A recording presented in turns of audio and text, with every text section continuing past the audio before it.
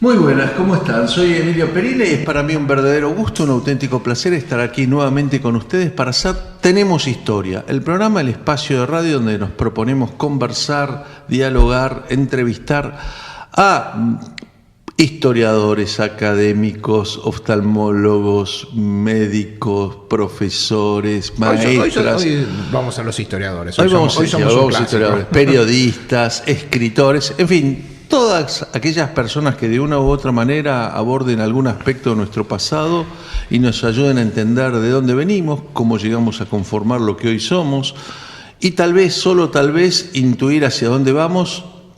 Y si no nos sirve para ninguna de estas cosas, como nos gusta decir con Omar López Mato, pasamos un rato agradable, aprendemos algo, escuchamos a gente que tiene cosas interesantes para contarnos. ¿Cómo estás, Omar? Muy bien, y vas a ver, este es un libro realmente muy interesante, muy bien escrito, muy documentado. Es un libro sobre un periodo histórico que vos sabés que a mí me encanta y que tiene algunas perspectivas interesantes que ya vamos a comentar sobre para qué sirve la historia, ¿no? Que la pregunta que todos nos hacemos. Bien, voy a hacerlo parroquial antes de anunciarle con quién vamos a conversar hoy. Nos pueden escribir al programa tenemoshistoria@gmail.com, me pueden encontrar en Twitter, @EmilioPerina. Les recuerdo que los programas desde hace ya como 7 años están siendo grabados en internet, en video, los pueden ver en el canal de video Vimeo con B corta, vimeo.com, y también los de este año ya están en YouTube. Hubo ahí una mayor capacidad de carga por parte de YouTube y pudimos también colocar los programas en YouTube. Y finalmente nos pueden ubicar a través del Facebook de Olmo Ediciones o el Facebook de Tenemos Historia. Bien, como bien decía recién Omar, hoy vamos a estar conversando con Alejandro Eujanian. Él es profesor y doctor en Historia y docente además en la Universidad de Rosario, y ha presentado con la Universidad Nacional de Quilmes, en la editorial de la Universidad Nacional de Quilmes, un libro titulado El pasado en el péndulo de la política, Rosas, la provincia y la nación en el debate político de 1852-1861, un periodo realmente apasionante porque es cuando de alguna manera el proceso de conformación de lo que es la Argentina empieza a tomar una verdadera amalgama. Muchas gracias, Alejandro, por acompañarnos. ¿Cómo está? Un segundito de paciencia, presentamos los auspicios del programa y nos ponemos a conversar sobre el pasado en el péndulo de la política, Rosas en la provincia y la nación en el debate político de Buenos Aires 1852-1861 que presentó la Universidad de Quilmes.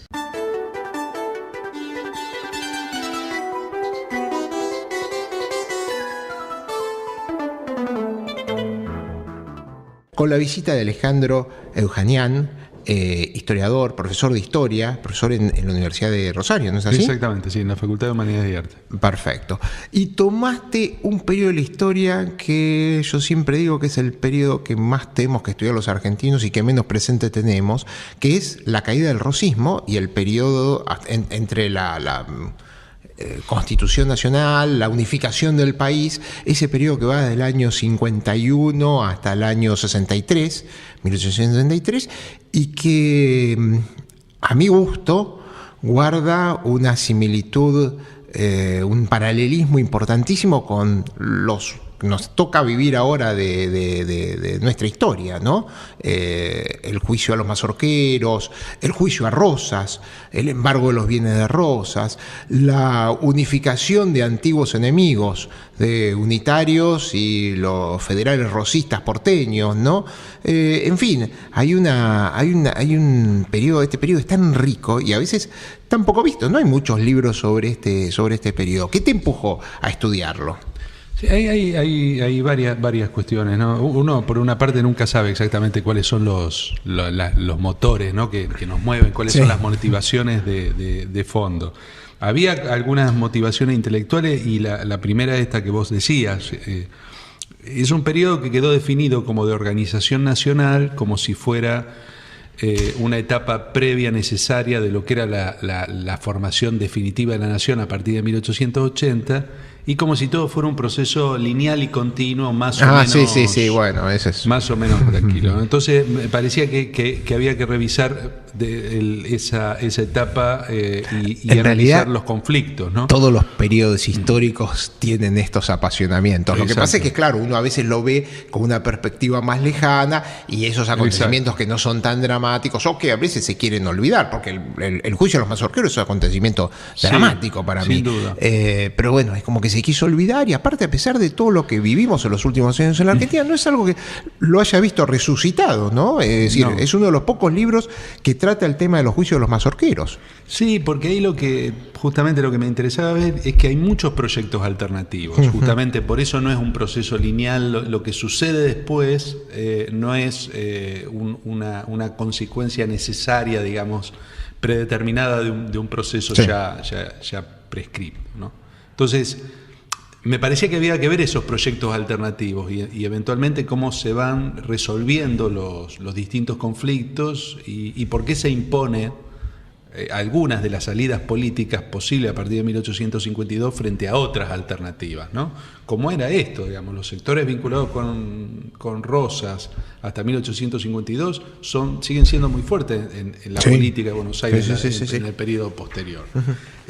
Hay que negociar con ellos, pero disputan, digamos, las elecciones en algunos contextos con posibilidades ciertas, digamos, de llegar al gobierno de la provincia y renegociar con Urquiza, digamos, otra forma de integración a la Confederación. O sea, hay varias alternativas ahí que a mí me interesaba ver.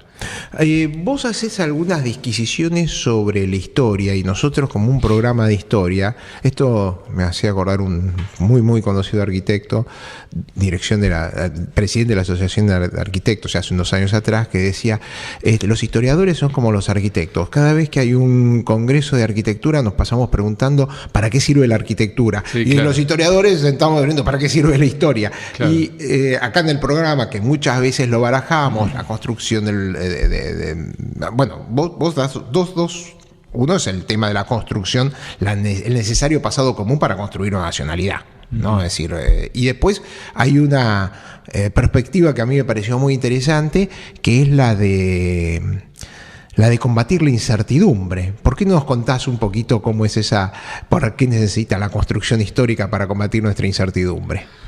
Sí, en realidad, claro, uno siempre asocia la incertidumbre al futuro, ¿no es cierto? Claro. Pero en realidad el problema es la incertidumbre del pasado, o sea, cuando el pasado es incierto, ¿qué fue lo que efectivamente sucedió y por qué hemos llegado hasta aquí, ¿no? Entonces, uno de los combates centrales de la sociedad es con respecto a la incertidumbre del pasado. Este contexto, específicamente de 1852, abre el problema de la incertidumbre del pasado, el pasado reciente, en este caso concreto, que era la etapa de Rosas, ¿no? Incertidumbre en el sentido de que hay un pasado que hay que resolver, porque si no el pasado ese pesa demasiado, digamos, sobre la sociedad y en la política, porque bueno, había la posibilidad concreta de que muchos dirigentes, importantes hacendados, comerciantes, etcétera, vayan a juicio junto con Rosso, tengan que marchar al exilio. ¿Hasta dónde llega la responsabilidad de cada uno? Hasta dónde llega la responsabilidad de cada uno y cómo afectaba eso. O sea, durante la década de 1850 hay mucha incertidumbre del pasado. O sea, la posibilidad concreta de que ese pasado amenace permanentemente la estabilidad y los equilibrios internos que se habían construido muy difícilmente en Buenos Aires después de la caída de Rosas, ¿no? También, yo un poco también lo veía, la expresión esta, como diciendo, bueno, el pasado, estudiar el pasado te puede dar algún tipo de certeza de lo que podría pasar en el futuro, pero el futuro es incierto y aparte la experiencia es que la historia nunca se repite tal cual. Exacto. Hay variaciones, hay pequeños grandes detalles que van haciendo. Y este periodo es un periodo de pequeños grandes detalles, ¿no? Primero,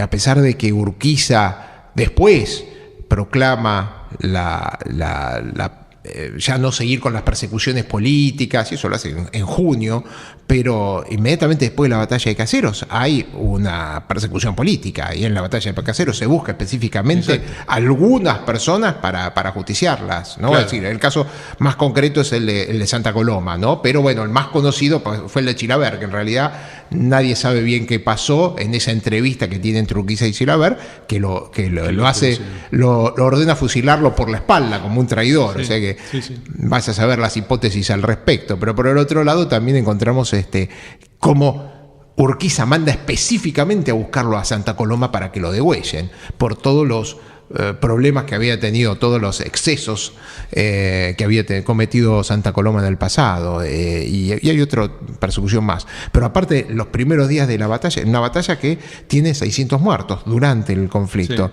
y las primeras semanas después de Caseros se justician 600 personas dentro de Buenos Aires. Sí, es un periodo muy, muy tenso, muy conflictivo, ¿no? Y tampoco está tan claro, me parece a mí, en esa coyuntura inmediata, cuáles son, cuáles de esos episodios son efectivamente reales, ¿no? Porque lo que también se percibe es que la historiografía se nutrió muchas veces, demasiado excesivamente, en los discursos de los propios protagonistas, de los propios afectados, ya sean unitarios o Y ingenuamente, diría yo, digamos, porque tomando por cierto aquello que tenía una función política. O sea, vos denunciás a tu adversario, exagerás determinados hechos porque va a cumplir una función política. Aparte de la autojustificación psicológica. Y la autojustificación. Es decir, las biografías nunca son una fuente fidedigna de información para la construcción histórica, porque siempre hay una justificación, siempre hay una perspectiva individual, y hay que entender las épocas. Bueno, por eso a veces los relatos individuales no sirven, y hay que hay que tomarlos. En realidad no es que no sirva, hay que tomarlo con hay que pinzas, tomarlo con cuidado, ¿no? con pinzas para ver qué es lo que está pasando. Fíjate qué es lo que pasó. Que muchas veces se utiliza Sarmiento como fuente, digamos, para la interpretación del rosismo, y el mismo Sarmiento reconoce en el prólogo al libro de Ramos Mejía, de la neurosis de los hombres célebres, reconoce que muchas de las cosas que decían sobre Rosas eran exageraciones producto de la situación política del momento, y le dice a Ramos Mejía: usted no debiera haber tomado tan en serio aquello que nosotros decíamos en ese contexto, ¿no? Bueno, lo que pasa es que también hay que estudiar la vida de Ramos Mejía. Es decir, Ramos Mejía era hijo de Matías, era el hijo de Matías Ramos Mejía, uno de los adláteres de Lavalle, Ezequiel y Matías Ramos Mejía. Uno de los hermanos había muerto degollado, el cuñado Madero, creo que era, también estuvo con Lavalle. Si uno va al Museo Histórico Nacional y ve el cuadro de Blanes sobre el transporte del cuerpo de Lavalle a Bolivia, las únicas 3 personas que están marcadas son Matías Ramos Mejía, Ezequiel Ramos Mejía y Madero. Claro. No hay otras personas. Me llamó poderosamente la atención. Este cuadro está hecho por el hijo de Blanes, claro, que marca a estas 3 individuos, los marca como separados. Entonces, que después el hijo de uno de ellos construya la historia psicológica de los personajes argentinos, evidentemente va a estar teñida de algún tipo de parcialidad. Bueno, vamos a un corte y volvemos a Entendemos Historia.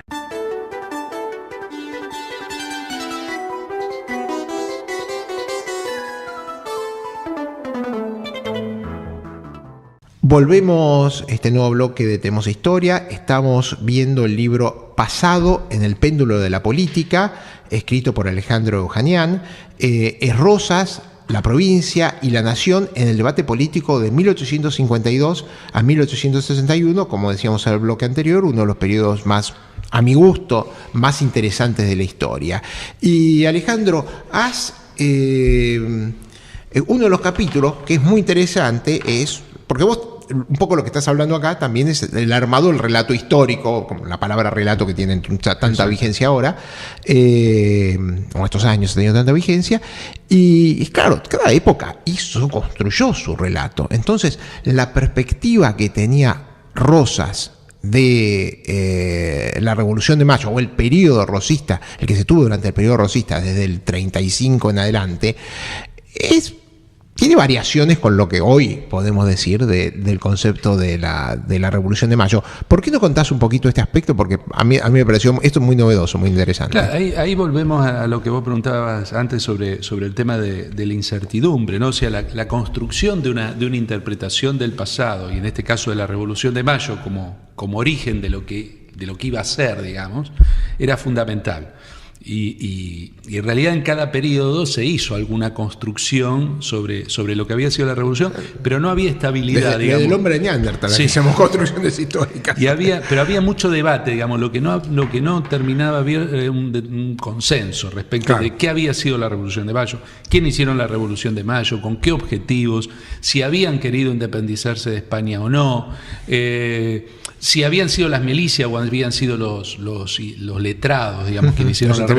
Todo eso estaba en discusión y aparte, no estaba establecido. Estamos hablando de una familia, es decir, Rosas vivió este periodo, sus primos, los Anchorena, bueno, especialmente Tomás, tuvo particular injerencia en el tema y aparte siempre uno sospechaba que los Anchorena, Tomás Anchorena específicamente, o Nicolás, tenían como información que no sabemos de dónde la sacaban, porque es como que muchas veces anticipaban a los acontecimientos, ¿no? Me daba la impresión de que tenían algún tipo de fuente externa que los hacía vivir las cosas de otra perspectiva.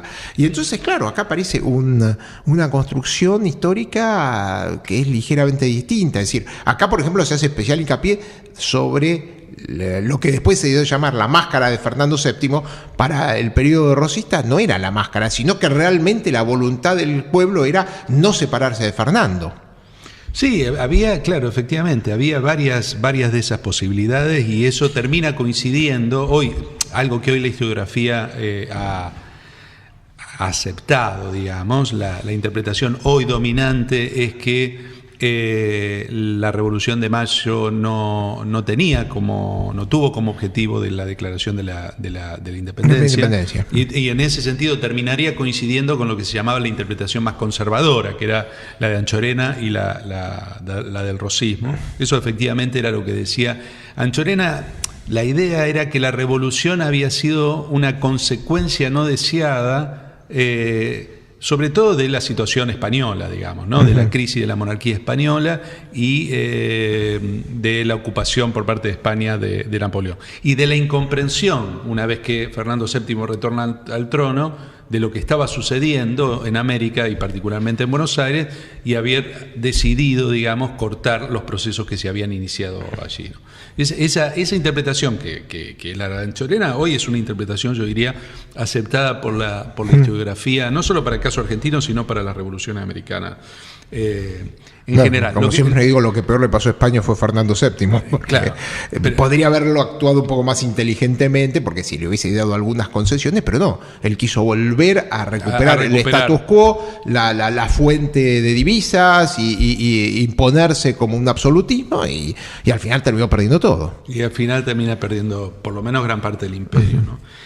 El problema con esa interpretación es que es una interpretación sobre la cual es muy difícil construir el tipo de Estado liberal que se pretende construir después de 1852. Digamos, la revolución tiene que expresar una idea de libertad que es genuina, pero al mismo tiempo es antigua. Claro. Es decir, es un derecho que existe incluso previo a la Revolución de Mayo, desde el propio periodo de la conquista. Es lo que vos decís, que la generación del 32 en realidad piensa que la Revolución de Mayo es una revolución inconclusa. Es una revolución inconclusa. Que sigue la revolución efectuándose a lo largo del tiempo, y bueno, y que no sé, culminaría en la década del 80, 1880, para poner algún parámetro, ¿no? O en el centenario.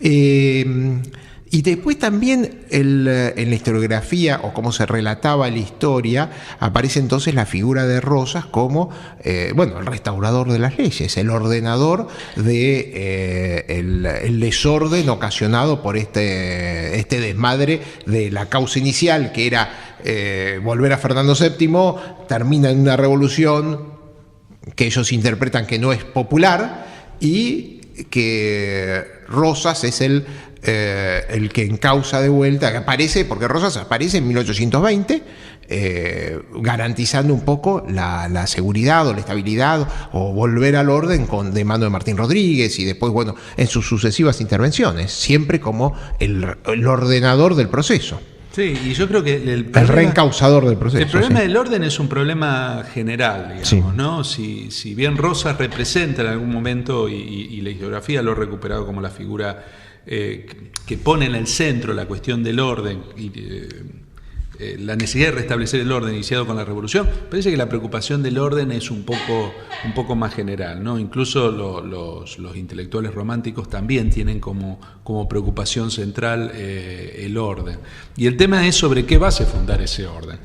Y las bases para fundar ese orden suponen, por una parte, un tipo de régimen político que garantice de algún modo el predominio de la expresión de la voluntad popular, que era un deseo que surge con la Revolución, pero al mismo tiempo el predominio de unas minorías ilustradas como aquellas que mejor representan esa voluntad popular, digamos. O sea, el modo de limitar la voluntad popular.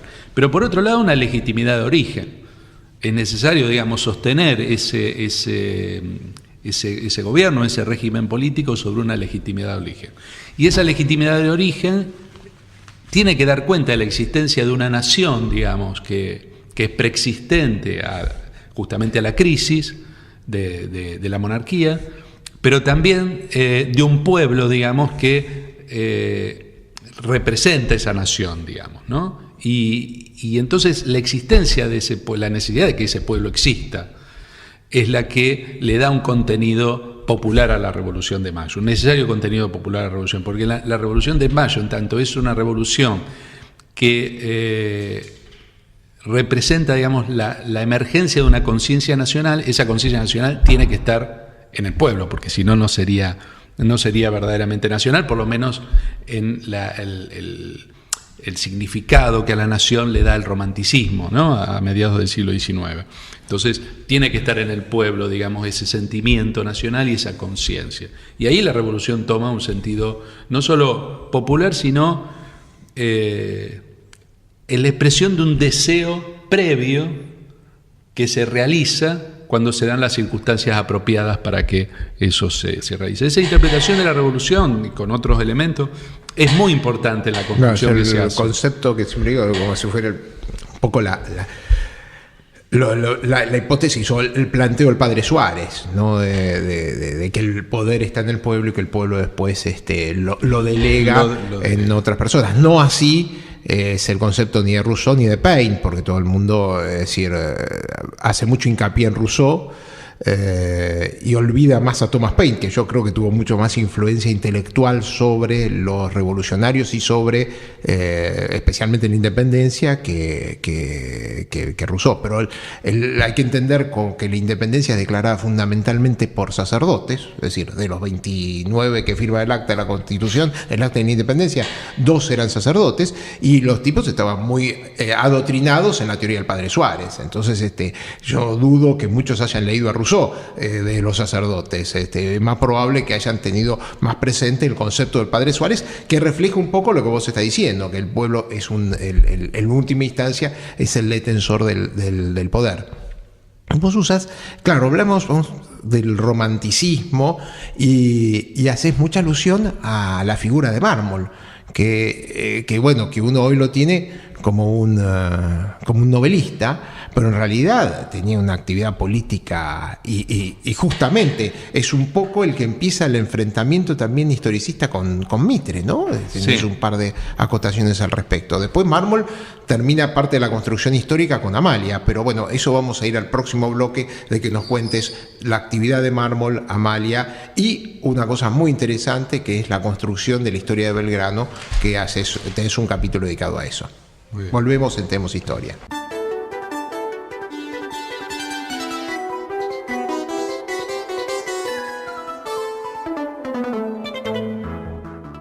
Bien, seguimos aquí en Tenemos Historia. Hoy estamos hablando con el profesor, doctor en Historia de la Universidad de Rosario, docente en Rosario, Alejandro Eujanian, a propósito de su libro El pasado en el péndulo de la política, Rosas, la provincia y la nación en el debate político de Buenos Aires, 1852-1861.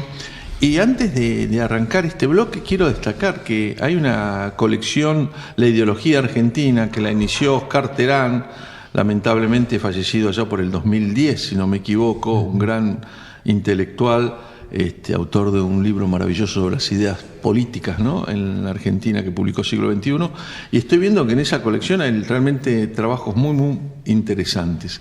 Pero bueno, estamos con el final de Rosas, final del su rosismo, gobierno. Comienzo de el periodo que se dio a llamar. ¿Se habrá llevado a Londres el acta de la independencia, el libro de actas que se perdió y que todo indica que estuvo en sus manos y fue la última vez que se lo vio, fue en sus manos, y que no apareció más, ¿no? No creo, pero bueno, yo te diría que yo creo que sí, porque se llevó el sable de San Martín y las pistolas de Belgrano, se ocupó de que las cosas que a él realmente le interesaban. Sí. Se la habían dado. Sí, pero por eso, de las cosas que volvió a buscar con mucho cuidado, son sus cosas de mayores afectos.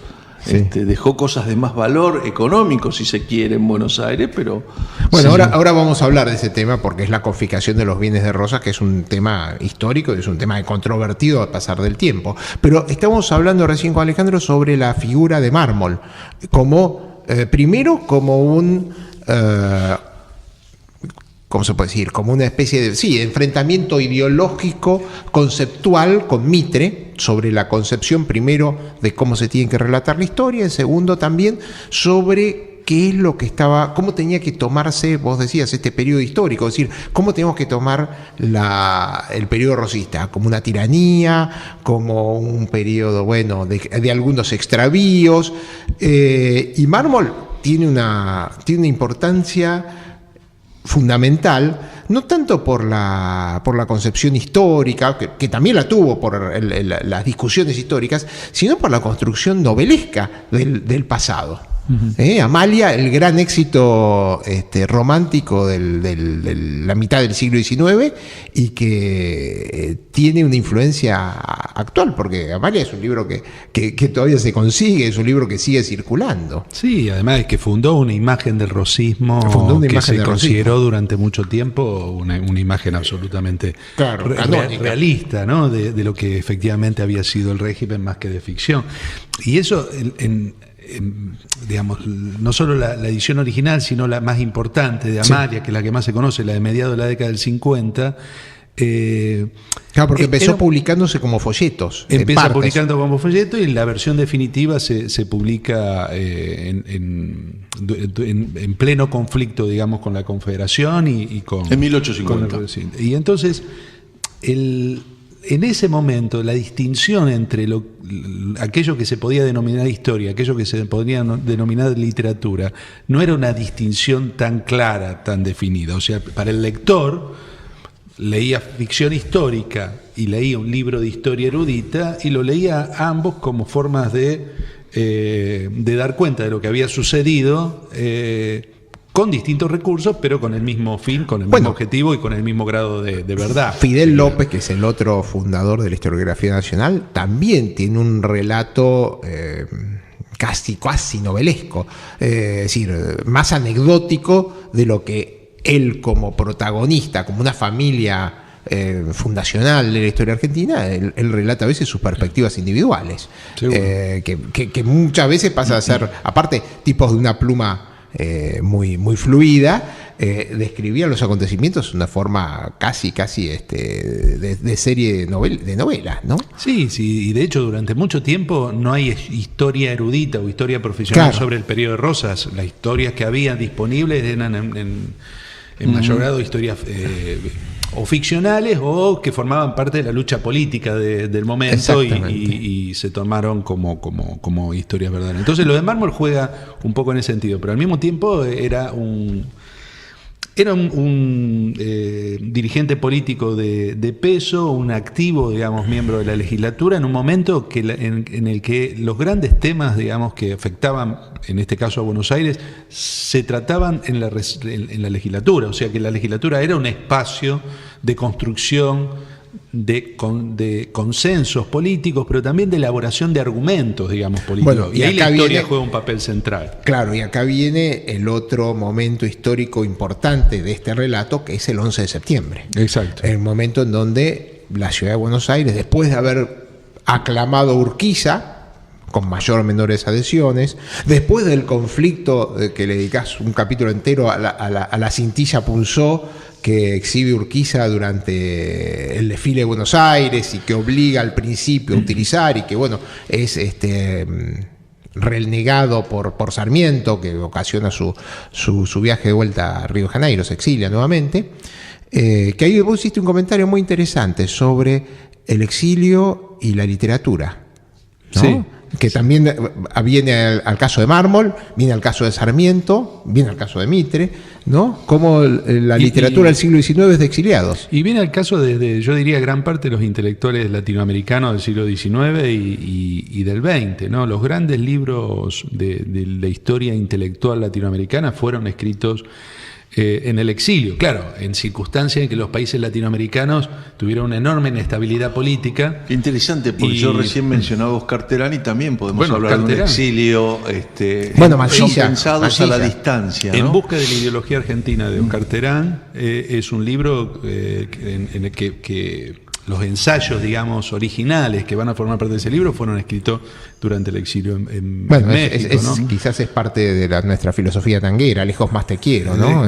No, yo creo que no es exactamente yo creo la vinculación con el tango, que sino es la posibilidad de que la distancia para razonar la elementos te da perspectiva. Y lo vinculo y los escucho, vengo escuchando el programa con mucha atención e interviniendo poco porque estoy, y es una de las cosas que a mí me gustaría preguntarle particularmente a Alejandro, en torno a, vos sos rosarino. Sí. Bueno, cuánto de la dificultad que tenemos para construir una historia integradora no está relacionada con el hecho de que nuestra historia clásica, y yo prefiero llamarla clásica más que nacional, es una historia siempre escrita desde Buenos Aires por porteños, que miran a Buenos Aires como el ombligo del mundo, ya no solo de la Argentina, sino como el ombligo del mundo. Y que otras miradas, que con el tiempo han venido enriqueciéndonos, inclusive el Rosario ha sido una fuente de historiadores muy importantes en los últimos años, me parece que nos están dando perspectivas bastante diferentes, ¿no? Porque permanentemente en la historia clásica Buenos Aires asumió roles que no tienen ni correlato jurídico institucional, como la famosa tesis de la hermana mayor en el Cabildo es una ridiculez mayúscula, porque no le correspondía al Cabildo ese atributo, sino a la Real Audiencia, y a partir de ese momento además el resto de los cabildos pueden sentir que tienen el mismo derecho a pensar la misma cuestión y plantearla de la misma manera, a lo que sucede con la revolución del 11 de septiembre o este periodo donde Buenos Aires vive separada del resto del país y que va a generar una serie de conflictos que también voy a arriesgar una teoría, ¿no? La guerra del Paraguay tuvo muchos males, pero tuvo tal vez la virtud de que hermanó en las trincheras a porteños y provincianos, claro, que compartieron ese dolor y esa situación extrema. La armada del Ejército Nacional, la concepción. No sé cuál es tu visión, Alejandro, sobre esta cuestión. Si no sentís que ha sido siempre una historia muy porteñocéntrica. En parte el libro lo que busca es ver cómo se construye ese relato porteñocéntrico, digamos, cómo se impone o en qué momento, digamos, se gesta un relato que convierte un proceso que se va a denominar nacional en un proceso cuyo eje siempre es Buenos Aires, ¿no es cierto? Y eso se termina consolidando, no sin disputa, no sin que haya otra versión, pero eso se termina aceptando. Y en todo caso las historias provinciales se van a integrar en ese gran proceso nacional hacia fines del siglo XIX, cuando se empiecen a elaborar las historias provinciales, ¿no? Creo que después de Roca y el 80, claro, cuando se amalgama todo, a veces a fuerza de sable y fusil. Corriente, exacto. Claro. Eso es un momento. Pero entre otras razones, me parece a mí que es en los 80 porque es la última sublevación de una parte contra el todo y es precisamente Buenos Aires, la provincia más grande, la derrotada, ¿no? Y ese es el otro tema, o sea, lo que suele olvidarse es que la provincia de Buenos Aires no solo que no es la nación, no puede dar cuenta de la nación porque es la ciudad de Buenos Aires y su campaña, sino que ha dificultado estudiar la historia de la provincia de Buenos Aires como provincia. O sea, lo que se suele olvidar es que Buenos Aires es una ciudad y es una provincia, y que como tal tiene una historia, digamos, que es muy interesante pensarla en ese espacio, digamos, provincial, ¿no? En esa región que comprende la provincia de Buenos Aires.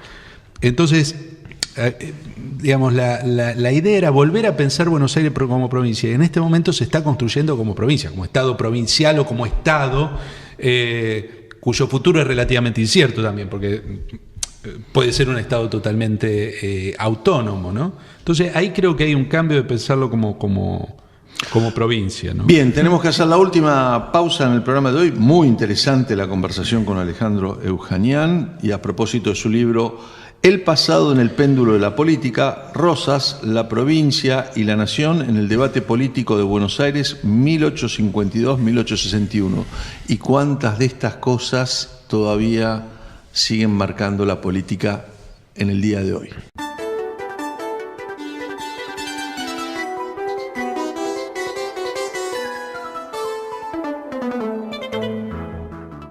Último bloque del programa de hoy de Tenemos Historia. Les recuerdo que nos pueden escribir a programa tenemoshistoria@gmail.com, que nos pueden encontrar en Twitter, @Emilio Perina, que el programa está siendo grabado en video y lo pueden ver en el canal de internet Vimeo, vimeo.com con B corta, y allí están los programas de los últimos 6, 7 años.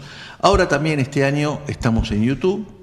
Y por último, si no encuentran por ahí, busquen a través de Facebook, la página de Olmo Ediciones, Facebook de Olmo Ediciones, o Facebook /Tenemos Historia. Allí van a encontrar todos los programas anteriores, y en unos días este mismo que estamos grabando hoy.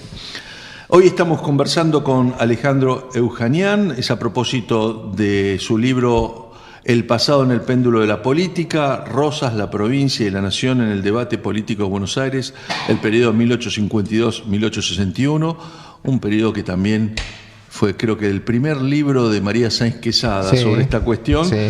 También una visión desde Buenos Aires, porque María es porteña, descendiente de porteños. Claro, sí. Y pero tiene una cosa muy... El capítulo ese de María Sáenz Quesada tiene un capítulo muy lindo sobre el periodismo. Llamaba, si no sobre el periodismo en Buenos Aires. Aparece el primer periódico de mujeres. Claro. Que dura 2 números, algo así. Quiero recordar que este trabajo fue editado por la Universidad Nacional de Quilmes, por la editorial de la Universidad Nacional de Quilmes, a pesar de que Alejandro es profesor y doctor en la Universidad Nacional de Rosario. Bueno, pero acá vamos a vivir un proceso que es lo que tendríamos un paralelismo actual, que es la judicialización del pasado. Es decir, el juicio a los mazorqueros, las confiscaciones de Rosas. El dictamen queda en manos de la justicia. Y una justicia que todavía no tenía códigos de procedimientos, códigos penales, que todavía estaba basada muchas veces en las leyes de Alfonso el Sabio. Exacto. Sí, sí. Es decir, que eran las que se había usado en la época de Rosas. El juicio a los mazorqueros, en donde aparece un concepto que tiene vigencia hasta nuestros días, que es el de la obediencia debida, ¿no? Sí. En donde el abogado defensor postula que ellos son culpables, pero hay un culpable superior que no está acá y que no teníamos y que no teníamos que olvidarnos de eso, y es lo que trata de atenuar la culpabilidad de Cuitiño, Badía, Parra, Reyes, que después Antonino se puede escapar, sí, y después es exonerado, ¿no? Sí, sí. Por otra interpretación legal también del tema. Pero el tema que realmente se sigue prestando fue la confiscación de los bienes de Rosas, que fue otra judicialización del proceso histórico. Sabemos que Rosas era una familia poderosa, era un joven estanciero que había hecho fortuna. Mientras sus amigos Lavalle y Dorrego hacían la independencia, Rosas hacía fortuna, como yo siempre quiero destacar, para chichonear un poco a los nacionalistas rosistas, ¿no? que es un aspecto que ocultan. Necesitan las dos cosas para hacer un país. No, está bien, pero... necesitas la industria, la economía. Y justamente yo creo que Rosas, cuando ve que todo va hacia una situación caótica, no es por defenderlo a Rosas, porque me parece que cometió excesos, pero cuando ve una situación caótica, Rosas es el que dice, no, esto hay que ordenarlo de alguna forma. Se le fue la mano del orden, justamente, pero eso le cuesta su fortuna. Sí, digamos, claro, en la tensión entre orden y libertad se inclinó por el orden, digamos, más que los problemas. Pero igual es cierto que el problema, yo decía, del orden es un problema que excede a Rosas, y los límites a la libertad también exceden a Rosas, porque también condicionaron las políticas de los sectores supuestamente liberales, ¿no? durante esos años. Hay dos temas que a mí me parecían importantes y cómo se cruzan, que es... Y para lo cual la judicialización del pasado es importante, digamos. Uno es lo que charlábamos hasta dónde va a llegar la condena. Y lo que uno ve en el Parlamento, los debates parlamentarios y en los juicios, es cómo se va construyendo un acuerdo respecto a que la condena, que hay un solo culpable, digamos, y todos los demás fueron víctimas. Entonces, bueno, hasta Manuelita Rosas pones vos en el libro. Exactamente. Todos fueron víctimas. Hay un hiato, porque todos son culpables, pero estos y que eso, eran los mazorqueros, el estrato más bajo de la sociedad, estos también son culpables. Porque, eso sí. Y sin embargo, y se salva todo de intermediación, Terrero, Mancilla, todos ellos zafaron. Supongo que eso Pastor Obligado, Pastor Obligado, que es un poco el que incita a este juicio sobre todos los mazorqueros. Sí. Necesitas tener un chivo expiatorio para poder lavar a todos los demás. Sí. Precisamente esa era la operación, es esa, evitar reconocer la complicidad de toda la sociedad con ese régimen, ¿no? Pero eso lo interesante es que estaban muy conscientes de eso.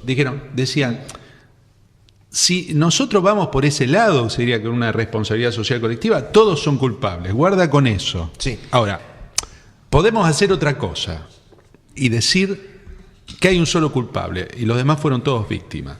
Uh-huh. ¿Cuál es la solución que van a aceptar, digamos? Esto es lo que en estos términos se discute en el Parlamento. Uh-huh.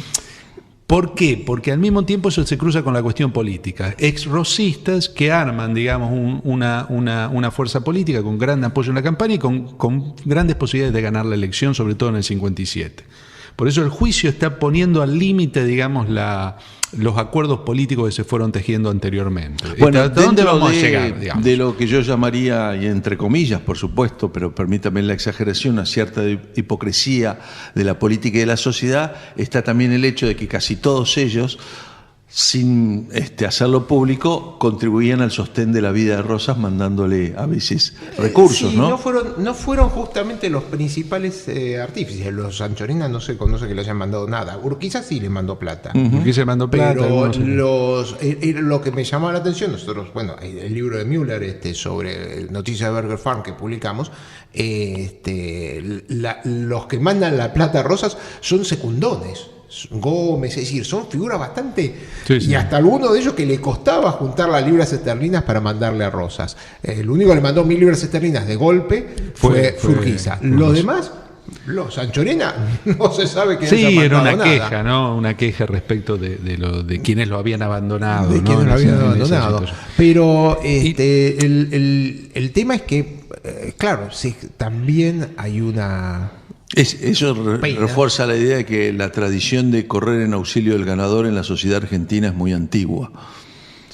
Sí, sin duda, ¿no? Claro, sin duda, digamos, sobre todo los sectores comerciantes, digamos, ganaderos y demás, si han aprendido algo desde la revolución en adelante es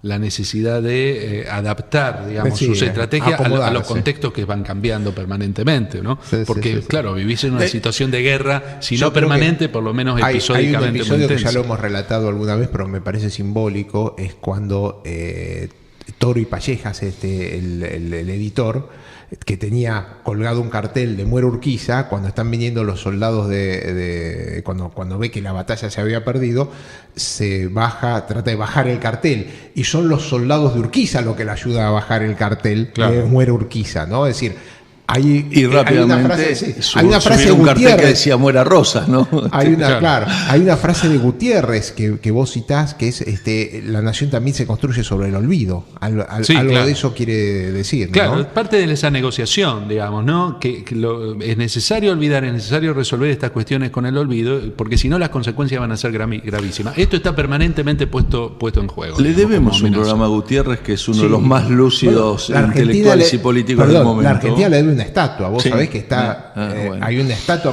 no hay estatua de Gutiérrez. Pero hablando de estatuas... Y ahí están hasta la ley para construir una estatua de Gutiérrez, y nadie hizo acercar los dinerillos para que hacerle una estatua a Gutiérrez. Pero ya que tocas el tema de las estatuas, los monumentos y los símbolos y los hitos, es por esa época que Mitre va a escribir el primer tomo de lo que va a ser nuestra historiografía clásica, como me gusta llamarla a mí, que es la historia de Belgrano, ¿no? Y ustedes tenían algunos temas para decir sobre eso antes de que se nos acabe el tiempo de este programa. Alejandro escribió quiero que nos resuma ese capítulo, porque ahí vemos cómo se escribe la historia también bajo una perspectiva histórica, bajo una presión del momento. Y cómo o una necesidad política, o una necesidad de una generación que busca respuestas. La presión del momento. Claro, nuevamente ahí volvemos a la coyuntura del 57, que me parece clave. Se publica en la Galería de los Hombres Célebres, que son hombres célebres incorporados a una tradición porteña y eventualmente unitaria. Que incluye a Lavalle, por supuesto también a Rivadavia, vuelven los restos de Rivadavia en el 57. Momento apoteótico de la historia nacional. Es un momento clave. Entonces lo que yo trataba de mostrar ahí, que la primera versión de la historia de Belgrano es básicamente porteña, la nacionalización de la figura de Belgrano es de la tercera edición, y ahí hay algunos cambios mínimos de algunos párrafos, porque el resto se deja igual, como decía, es la primera versión, pero donde nacionaliza, digamos, no solo la figura de Belgrano, sino la revolución. Porque todavía la del 57 es una versión porteña más enlazada al 11 de septiembre del 52, a la revolución, digamos, del 52, del 11 de septiembre, que a la organización de una nación. Obviamente, porque el 57 Buenos Aires era todavía un estado independiente, ¿no? La verdad que yo tendría mucho interés en seguir conversando con Alejandro Eujanian sobre este libro y sobre su visión de la historia argentina, que nos ayuda mucho, pero se nos acabó el programa. Lo vamos a invitar en alguna otra ocasión que esté por Buenos Aires, Alejandro, que nos acompañe con otro tema y otro programa, o profundizar un poco más este libro. Ahora? Ahora estoy trabajando sobre justamente una serie de intelectuales latinoamericanos y viendo, digamos, la relación entre la construcción de identidades nacionales con el americanismo, ¿no? Viendo cómo se van relacionando estas dos formas para que identitarias, lo conversemos, ¿no? En un próximo Seguro, programa. Bueno, yo le quiero agradecer, antes de que termine el programa, por la invitación. La verdad que la ha pasado muy bien. Hemos conversado de temas que a todos nos interesan, así que muchísimas gracias. Gracias a vos, Omar. Nos reencontramos la semana que viene. Vamos a estar acá. Aquí los vamos a estar esperando. Chao.